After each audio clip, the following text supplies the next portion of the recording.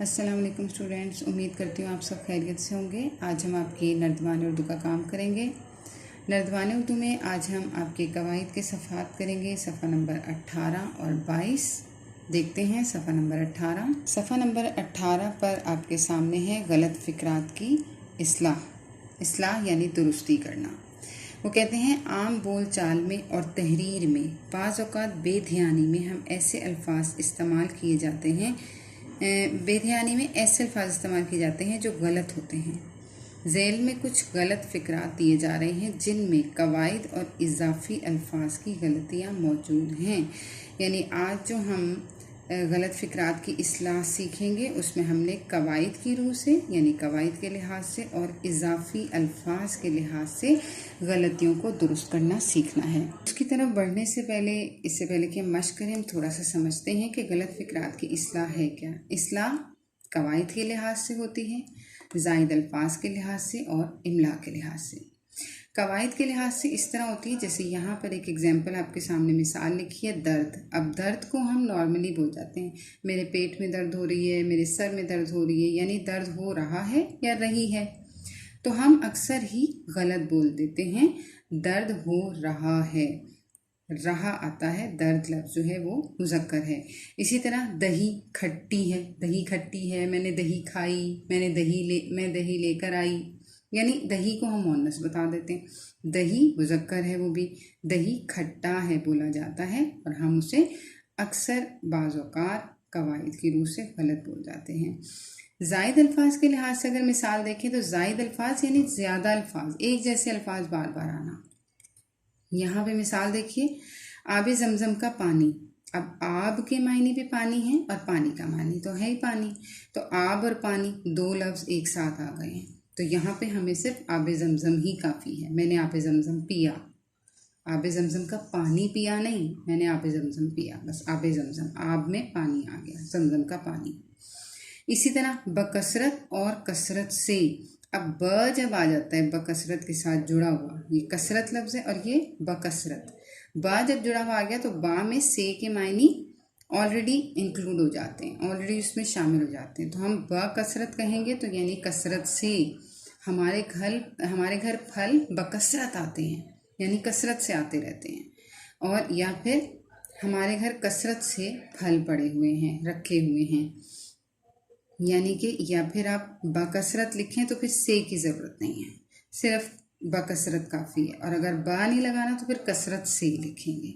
तो इस तरह के कुछ अल्फाज होते हैं जो हम नॉर्मली गलत बोल जाते हैं। जैसे अभी मैं एक लफ्ज़ बार बार रिपीट कर रही हूँ गलत, तो हम अक्सर इसको भी गलत बोल जाते हैं। हम कहते हैं गलत हो रहा है, दैट इज़ नॉट, वो इस तरह नहीं बोला जाता, वो होता है गलती। ठीक है, तो नेक्स्ट टाइम आपने इस लफ्ज़ को ख़ास तौर से ध्यान रखना है कि आप गलत बोलें, गलत नहीं होता लफ्ज़। ठीक है, अब हम बढ़ेंगे आपकी किताब की जानिब। देखिए यहाँ पर अब हमारे पास जो गलत फ़िक्रात बलिहाज कवायद हैं, यानी कवायद के लिहाज से जो आपने इस्लाह करके लिखनी है वो है, ये लड़की अच्छी गाती है। अब ये क्या है, क्या होना चाहिए, ये लड़की अच्छा गाती है। मुझे दर्द हो रही है, अभी मैंने आपको बताया है कि क्या हो जाएगा ये जुमला, दही खट्टी है।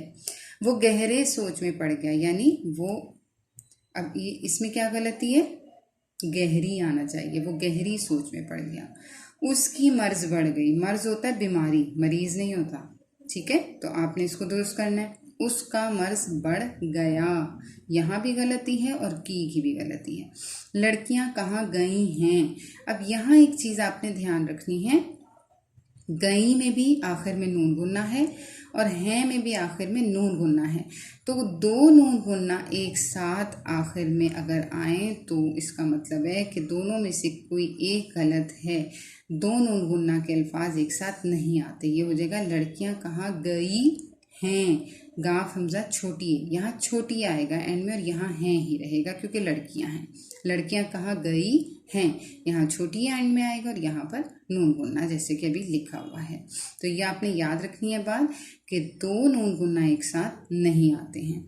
उसके बाद वो कहते हैं दिए गए फ़िक्रात में ज़ायद अल्फाज की इस्लाह करके दुरुस्त फ़िक्रात लिखिए। यानी यहाँ पर अब बलिहाज ज़ायद अल्फाज आपने इस्लाह करनी है, यानी लफ्ज़ रिपीट हो रहा है, दो बार आए हुए हैं। दरअसल में वो छोटा है। अब दरअसल में, अब दरअसल का मतलब ही यही हो गया कि असल में, वही बात होगी जैसे बकसरत और कसरत में है।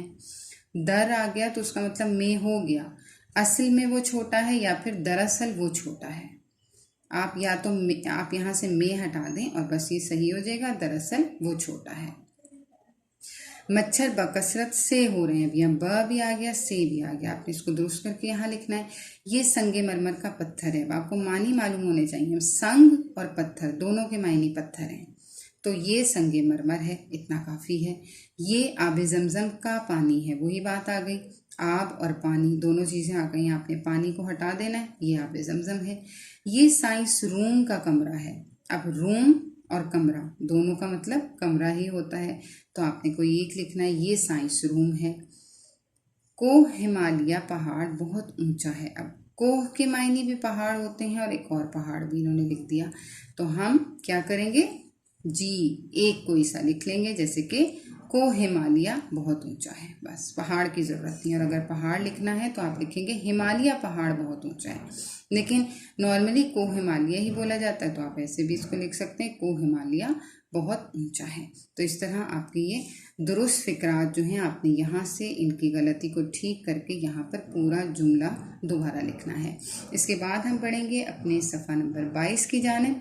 सफ़ा नंबर 22 पर आपके सामने है अफ़ाल ज़माने के लिहाज से, या पिछली जमात में भी कई दफ़ा करते आए हैं। अफ़ाल ज़माने के लिहाज से यानी ज़माना कौन सा चल रहा है, फ़ेल माजी है, फ़ेल हाल है और फ़ेल मुस्तक़बिल।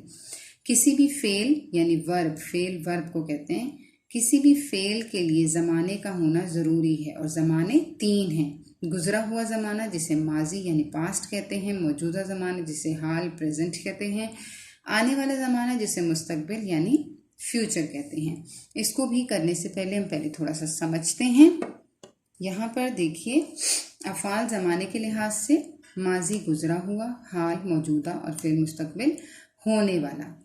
माजी गुज़रा हुआ ज़माना जैसे हुआ, था, गया, चुका यानी हो चुका, यानी एग्जाम्पल दे रहे हैं, असलम बाज़ार गया, ठीक है। फिर फ़ेल हाल मौजूदा ज़माना जैसे है, हो, हैं वगैरह, इस तरह के अल्फाज उसके आखिर में आते हैं। मुस्तकबिल आने वाला ज़माना जैसे होगा, करेगा, जाएंगे वगैरह, यानी कि आने वाले ज़माने की तरफ इशारा किया जा रहा हो। यहाँ मिसाल एक ही है और उसको मुख्तलिफ ज़मानों में लिखा गया, जैसे असलम बाज़ार गया यानी जा चुका है, असलम बाज़ार गया हुआ है या जा चुका है, दोनों तरह माजी हो जाता है। अगर उसे हाल में लिखते हैं तो हम लिखते हैं असलम बाज़ार जा रहा है, यानी अभी गया नहीं है, जा रहा है।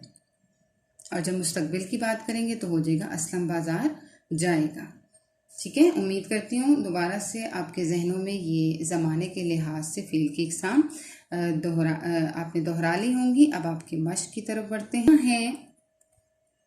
कहते हैं कि जुमलों पर गौर करें पहले। उसने ख़त लिखा, तुमने ख़त लिखा, मैंने ख़त लिखा। अब ये सारे जो हैं ये लिखा लिखा, लेकिन यानी कि लिख चुके होने की, माजी की बात हो रही है। उसने ख़त लिखा यानी लिख चुका है, तुमने ख़त लिखा या मैंने लिखा।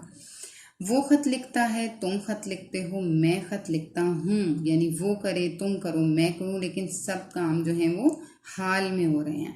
यहाँ पर गौर करें तो वो ख़त लिखेगा, तुम ख़त लिखोगे, मैं ख़त लिखूँगी, यानी यहाँ पर जो हैं वो उसके फ़ाइल जो हैं, काम करने वाले जो हैं वो तो चेंज हो रहे हैं, ये मुख्तलिफ हैं, लेकिन ज़माना जो है वो दिखा रहे हैं कि चाहे वो लिखे, तुम लिखो या मैं, यहाँ सब माजी में बात कर मुस्तकबिल में बात कर रहे हैं कि लिखेगा, लिखोगे या लिखूंगा। तो यहाँ पर हमने देखा कि ये माजी में थे, ये हाल में और ये मुस्तकबिल में। तो कहते हैं फ़ाइल काम करने वाला या तो गायब होता है, जैसे आप लिख देते हो वो, उस, उन वगैरह, या हाजिर होता है, तू और तुम, जो मौजूद हो जाए उसे तू या तुम कह के आप मुखातिब करते हैं। और मुतकल्लिम में मैं या हम, यानी हम अपनी बात कर रहे होते हैं, उसके मुताबिक फ़ेल की सूरत बदलती रहती है, जैसा कि आपने मुंदरजा बाला जुमलों में देखा। मुंदरजा बाला यानी ऊपर लिखे हुए जुमले। अब आपने करना क्या है, फ़ेल माजी, फ़ेल हाल और फ़ेल मुस्तकबिल की दो दो जुमले लिखने। ये देखें, दो दो उन्होंने आपको ब्लैंक्स दी हुई हैं, फ़ेल माजी की, दो हाल की और दो मुस्तकबिल की। तो आपने अपनी मर्जी के अच्छे अच्छे जुमले बनाने हैं। 2 जुमले जिनमें माजी की बात हो रही हो, यानी जो काम हो चुका है, हो गया है, ठीक है। हाल जो हो रहा है उसमें आपने बात करते हुए 2 जुमले लिखने हैं, और 2 जुमले मुस्तकबिल के कि ये काम अभी होना है। उन जुमलों से हमें ये जाहिर हो कि ये मुस्तकबिल में होने वाले काम की बात हो रही है। और कोशिश कीजिएगा कि आप फाइल जो है वो गायब की फाइल की बात ना करें, बल्कि कोई ना कोई नाम लिखकर उसे मुखातिब करें या उसकी बात करें। उस तरह जुमला ज़रा और भी खूबसूरत और अच्छा हो जाता है। उम्मीद करती हूँ आज के लेक्चर्स आपको समझ आए होंगे। अपना काम अच्छे से सफाई से कीजिएगा। Thank you. अल्लाह हाफिज़।